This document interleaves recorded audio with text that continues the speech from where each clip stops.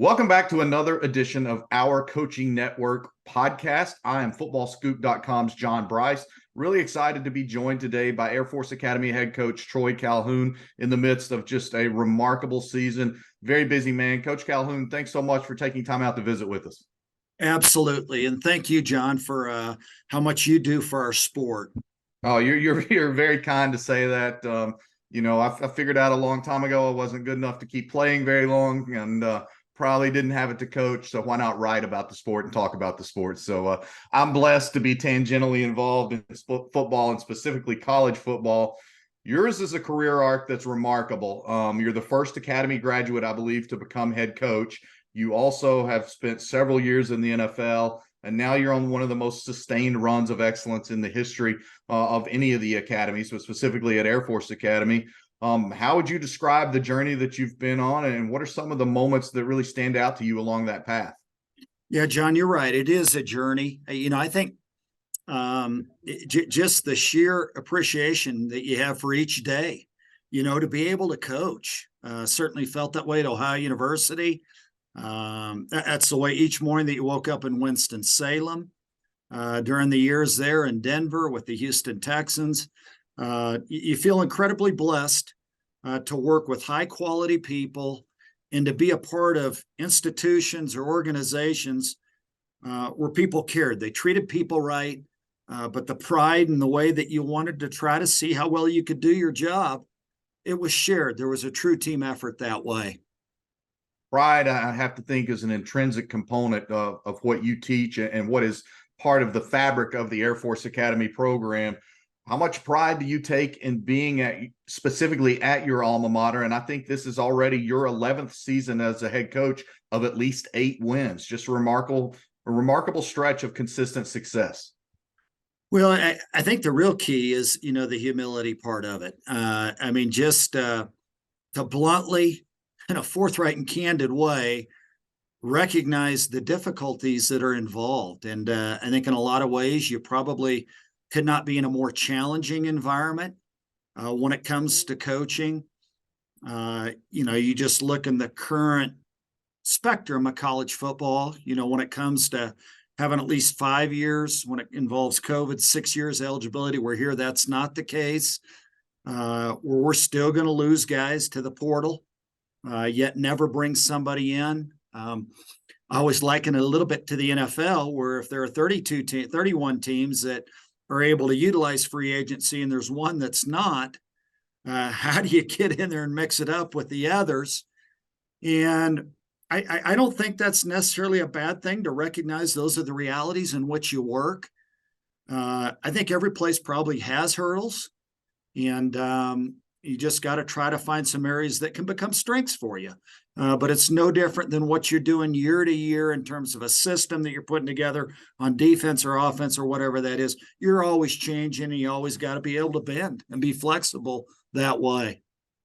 You referenced humility there. That's going to lead me into a 2-part question. The first part, I believe it was a few years ago when there was, as maybe things in D.C. are wont to happen, there was a government shutdown. I think I heard that you literally had to mix the Gatorade out on the practice field for water and maybe even do some laundry and things like that. Is that accurate? What do you remember about that?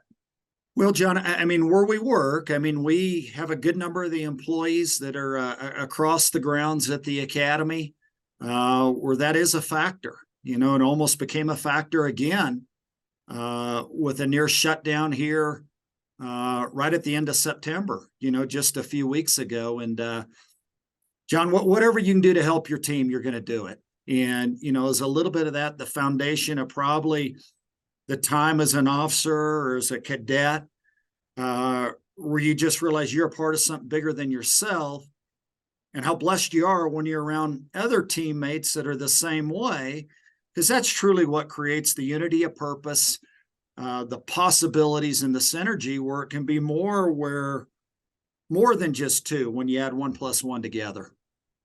I don't know of any coach who feels like he has enough hours in the day. So you're sitting here doing all of these tasks. You might be, other than your service academy brethren, you might be the only FBS head coach out there paying attention to what's happening in Washington, D.C. How do you find the time to manage and make sure your team is most prepared while also keeping an eye on big picture things that have a very direct impact on your program?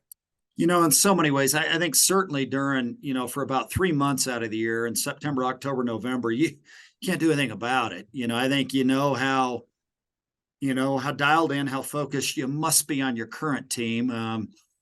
I look at this, you really don't have that much practice time. So often I look at a practice schedule, we put it together and it says 75 minutes, or a really long practice is 80 minutes.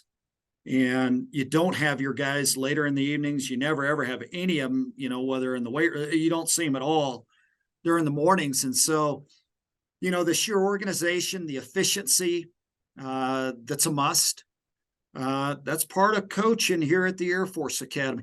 I'm not saying I like that part of it, but that's the truth. That's the reality. And whatever it is, no matter the circumstance, you got to try to make the most of it. That efficiency, how much does that transcend the football field, and how much is that a practical everyday life lesson for all of you guys, but particularly the cadets in the program? Yeah, no doubt. I mean, just how pinpoint you must be with all details. Just trying to really, really minimize mistakes, yet at the same time trying to do everything you can to help your players. Certainly we do that as coaches, to recognize possibilities. And, not only does that hopefully help you as a football player or a football team, but maybe those are some of the things they can carry forth when it's time to go on active duty or in other leadership roles thereafter too. And I was really blessed a couple of years ago to go up to the Army-Navy game and spend extra time in bed with Army a little bit the night before the game and learn some of the demands of their lives. But for those of us out there who don't fully realize what your cadets go through on a day in, day out basis, would you mind to just lay it out there? What a day in the life is like for an Air Force cadet out there in Colorado Springs, other than being one of the most beautiful places in the world? John, I truly don't know how they do it. I really don't. I went to school here, but that was in a little different area. My own children remind me plenty. Dad, it had to be a lot easier for you to make it through back then. It's not every single guy. You go through a depth chart, and every single one of them, you're taking either 18 or 21 semester hours, and they're classes that are, it's advanced calculus, it's physics. Everybody has to take those in addition to aeronautical engineering, electrical engineering, astronautical engineering. You have all your military and all your squadron duties too. Yet somehow, some way, we'd like to be able to meet for a little bit and live for a little bit and be able to practice and want to be competitive. And that's okay. I don't think that's something, in which or you must apologize. It's just, there's a pretty steep incline in terms of the degree of difficulty and the requirements that indeed, I'm amazed at the young men and young women here at the United States Air Force Academy. Yeah, it's really remarkable, and I can very confidently say we're all incredibly grateful for your service. Both my grandfather served, one in the Marines, one in the Navy. So that leads me into my next question. All those demands, how do you cast a net in recruiting, and what is that like for you and your staff? Oh, goodness, John. Because you're right. I mean, we cast the net across all 5 time zones. You look, it's got to be somebody. We're still test mandatory. Football coach doesn't like that, but we realize why. And we absolutely respect the necessity, at least from, the admissions part of it. Certainly once they dive into a deep and rigorous curriculum here at the United States Air Force Academy. The other part of it, not only does it require 27 ACT, 1250 SAT, but you're going to serve. You're going to have to take an oath to go fight for our liberties, our freedoms that we never take for granted. And you got to be an unbelievable team player. The unselfishness, the sacrifices, the dedication, amazing souls, just the heart and the character to be able to go wherever our nation asks, you go do it. And so candidly, there aren't that many guys that you can recruit. And so I tease here and there and say, I know, yeah, there are recruiting pools. We got this tiny little puddle. Yeah. We're trying to find a few football players. Yet I believe they're out there. Is that a little bit of blind faith? Maybe, to be candid. Yet at the same time, I'll tell you, I've never been more inspired by our younger generations than now. And we've had some remarkable generations that have gone prior to us. But if you come you go to a service academy, you come here to Colorado Springs and go to the Air Force Academy, and you realize, because in this day and age, it's all out there with YouTube, message boards, the whole bit. You know exactly the challenges that you're about to encounter. It sure says an awful lot about a 17 or an 18-year-old. You're humble to call it blind faith. It can't be blind faith. And you're right. You play against teams that recruit the oceans and you recruit kiddie pools, but you've got a bunch of wins, especially in the postseason against Power 5 teams through the years. So kudos to you for that. And you also talk unselfishness and humility there. And I'm not going to go into specifics, but you've had opportunities. You've had people try to come hire you away. You have stayed very dedicated to the Air Force Academy. Why has that been the case thus far in your career? Well, you're going to always, you're open-minded, and there are considerations. I will say this. I mean, every single day you wake up, it doesn't take too long for your eyes to open up. Just the inspiration that you find, again, from the people, from the officers, from the enlisted troops here at the Academy, for those all over the world that are serving, and many of whom that are deployed, that are away from their families, and the student body here at the United States Air Force Academy. And there's just something there. It does create a stir, a verve, and energy, and a drive. Not that I've felt that at other places too. Absolutely did, with two outstanding organizations in the NFL, at other universities. That means something. When you get a chance to be a part of a team and you say, I'm so lucky to get to wear this pullover or this polo. Yeah. Golly, yeah, that does get into your bloodstream. That's a remarkable way of putting it. And you talk about the opportunity to do something special. So let's just talk about the special opportunity in front of your team right now. You guys are 8-0. I think I tabulated you're 39-8 since the start of the 2019 season, throwing out that 6-game COVID season that wasn't a full year, that wasn't an accurate barometer. But you guys are 39-8, 8-0 right now. Today is the first release of the college football playoff rankings, top 25. I would imagine the Falcons will be placed in there. You're very prominently in the national rankings. What does it do in stirring a sense of pride and showing that the Academy's played great football, that you're carrying that banner right now? John, I think the biggest thing is, and our players understand this, our coaches absolutely do too. I mean, just we everything that we do, all of our energy, where the crosshairs are set, and I mean that respectfully, our focus is on today. You have to be that disciplined. And in more than anything else, what can we do to allow our guys just in the smallest little bit to improve, to develop as football players, but to grow as young men and be better future leaders? And the only way is being pretty methodical and deliberate, just day in and day out, and yet realizing the only day that we really have is this one. All right, I'm going to cheat a little bit. It's a friendly cheat, though. I'm going to approach that a different way. So you've been to a bunch of bowl games already in your career as a head coach, 12 or 13. I don't have the exact stat right here in front of me. I know the 11 seasons of 8 or more wins. You've played in a bunch of really nice bowls, the Military Bowl, some Liberty Bowls. What would it mean to potentially even expose your guys, your program, to one of those New Year's Six bowls? I'm not thinking of it, John. I haven't given it a second of thought in any way. And I mean that with respect. I really, I'm not helping my players or our coaches if we have any consideration along those lines. I mean, we need to give our guys everything we have. If that's altering a drill that we're doing a practice, if we want to work releases or one-on-ones, or if there's an inside run period we got to do. That's something scheme wise, we need to change up, or something we need to add. Hey, we need to add these 3, blocking patterns this week, or we don't need to do that as much. It's the only thing I'm thinking about. And I just, that's your duty, if you will. Yeah, for sure. No. And no matter Yeah, no. where you work, you owe that to your employer, most of all the ones with whom you link arms, and your brothers. Keep her your brother.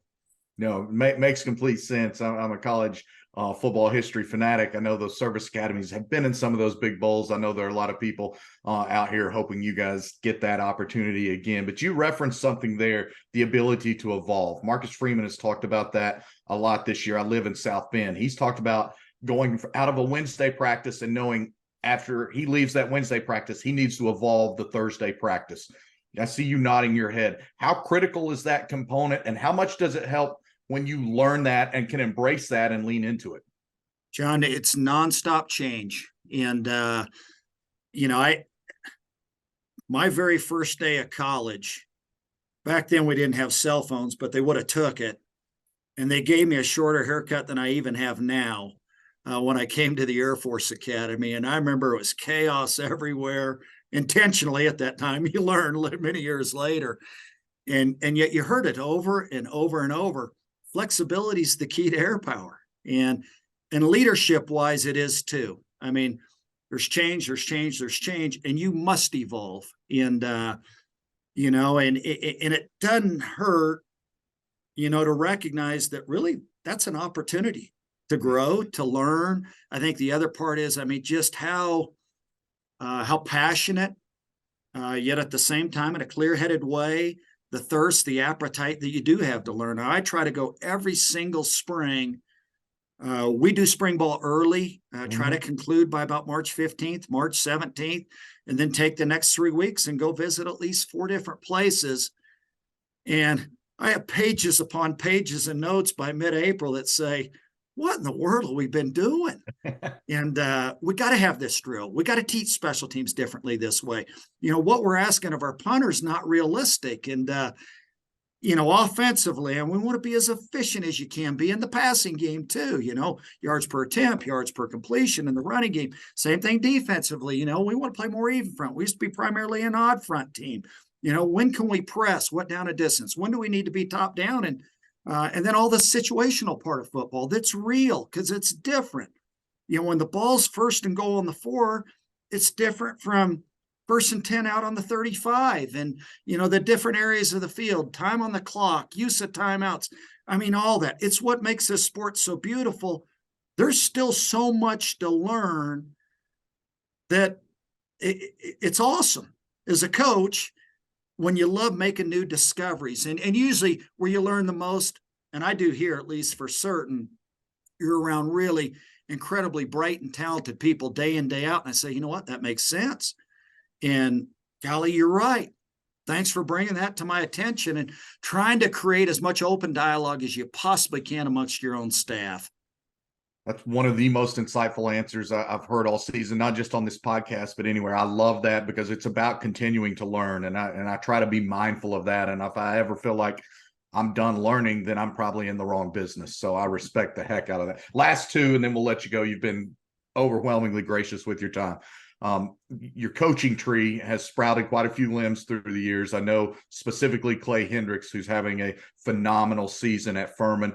How often do you still talk with Clay? Who are some of the guys out there that you're really proud to see carrying on their career that have spent time with you? There have been many. You think of how many guys with whom you've crossed paths, and you mentioned Clay. Just as bright, as sharp, incredible leadership skills, that absolutely loved kids.